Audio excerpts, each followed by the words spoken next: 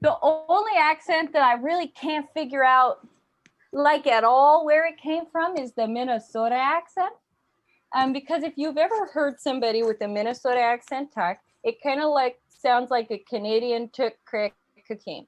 Also, can you tell that I do not do drugs by the fact that I called it crack cocaine? But it's true. It's like they start out normal, donut, about, because those are the only words I kind of know how to say in a Canadian accent. But then the voice goes crazy, and it's just like, oh my God, I love cheese so much. And I'm going to take this cheese wheel and I'm going to roll it down this hill and I'm going to hit Martha right in the face and she's not even going to know. And then Martha's at the bottom of the hill and she's like, oh my God, that cheese wheel hit me right in the face and I didn't even know.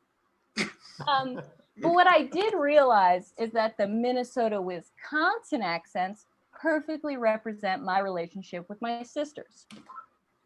So I don't know if any of you guys have younger siblings, but my experience is it's just like having a smaller human, well, technically taller now, but try to beat me at everything I do ever. And if you've ever heard someone with a Wisconsin accent talk, it does kind of sound like Minnesota's younger sister with a lip.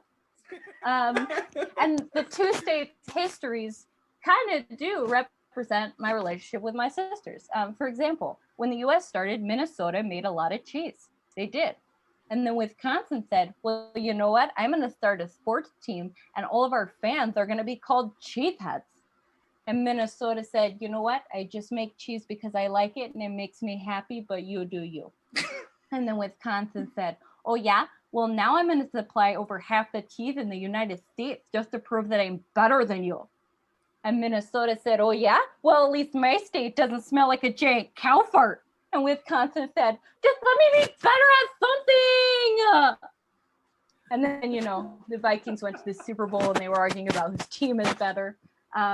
But when neither state realizes that they're both super awesome because they've always been pushing each other to be better, and that no matter how many stupid fights they get in, like how Wisconsin doesn't really have a lip, but they only talk that way to sound cooler than Minnesota, is that both states will always be glad to share a border, and that they both smell like a giant cow fart. Thank you.